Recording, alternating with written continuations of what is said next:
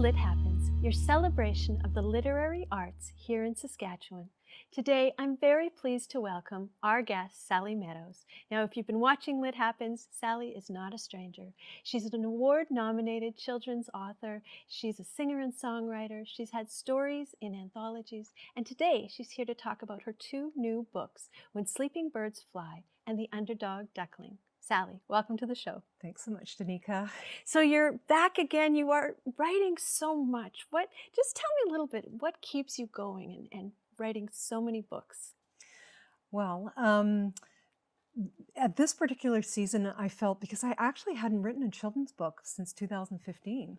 So I thought, this last year or so, I wanted to work towards doing more content. And so that's basically what motivated me. I made that goal and off I went.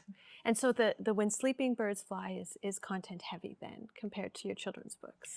Yeah, it's actually more for middle years, but I have found a lot of adults really enjoying reading the trivia as well. It's a nature trivia book, and there's 365 amazing facts in there that people have really enjoyed reading. And so this book would have taken more research than you're used to with your other books then? Yes, you are correct. It took a lot more research than I expected. So it started with just, looking for ideas and then deciding, did I want to include that in the book? Was it interesting enough? Was it fun enough? And then it was the fact checking that took a long time. So I started with a manuscript. I actually have been starting since 2012, believe it or not. And so I had a manuscript ready, the first manuscript last year in July, and then we just published it this July. So you had a lot of work to do. There was a lot of work that went into this book. Well, when you think about 365 things, that's a big number. That is. And so do you have people that are telling you, yeah, I'm going to read one thing a year, or do people just gobble up the whole book at once? A little bit of both, to be honest. Like, it depends on each person's personality, right?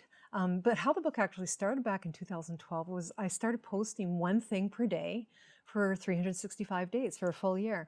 And that was actually the basis of the manuscript from July, so yeah.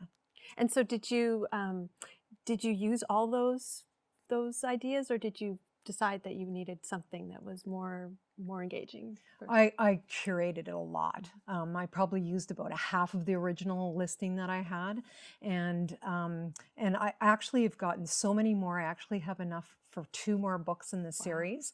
I already have the titles; they all rhyme. The next one's going to be called When Crocodiles Cry. So.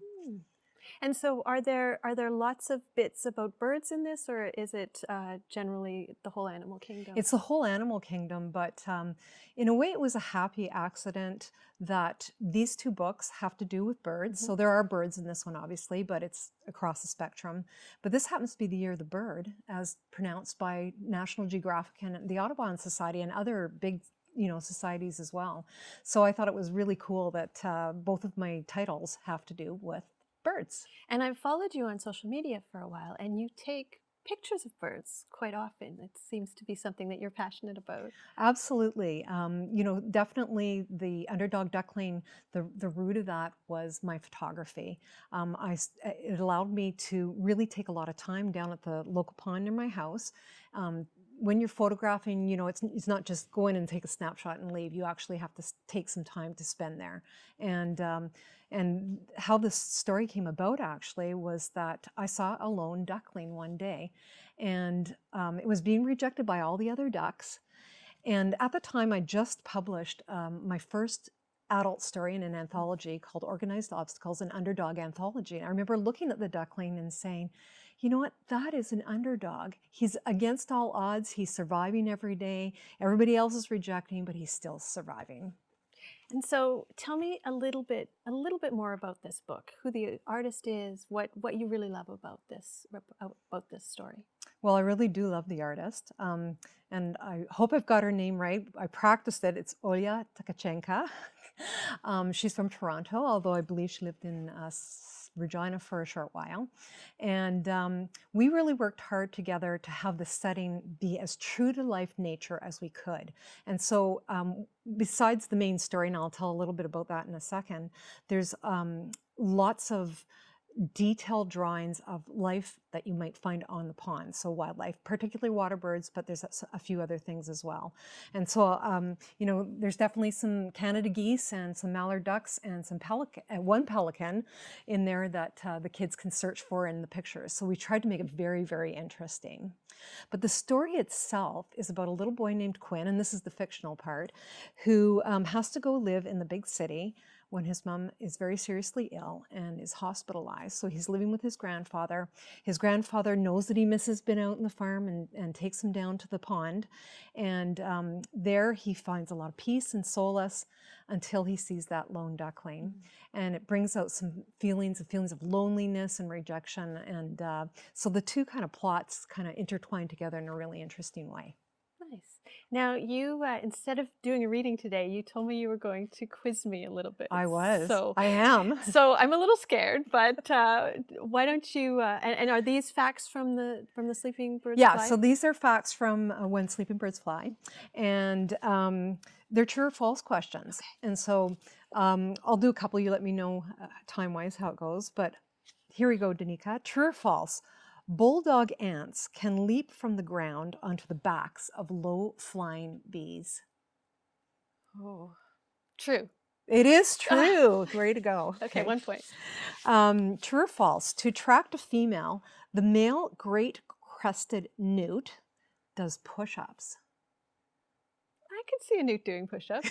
Do newts do push-ups? Yes. No. It's actually false, but what he does is he does a handstand instead, and he waves his tail in front of the female. So, okay. True or false, 15% of the methane gas released into the atmosphere is from insect flatulence. Oh, I wouldn't think so, but these are tricky. They are tricky, and this one especially. That is false. It's actually 20%. Wow, that's still high. That's very high. Yeah. True or false, mosquitoes hate catnip, but love smelly feet. Oh, I don't know. Mosquitoes don't really like me. Say true. It is true. Do we have time for one more? Yes. True or false, otter poop smells like chai tea. Oh, I don't know. Otters are very cute, but I'm not really a fan of any droppings from any creatures. No, me neither. That is false. It smells like jasmine tea. Oh my, that's still weird. Yes, well, I'm sure that we'll find all kinds of really great facts, and it's such a delight to have you back on the show again, Sally. It was fun. Thank you so much, Danica. Thank you. I'm Danica Lorer, and this has been Lit Happens. You can find past episodes on YouTube. You can find me on Facebook or Twitter or Instagram. Thank you so much for watching.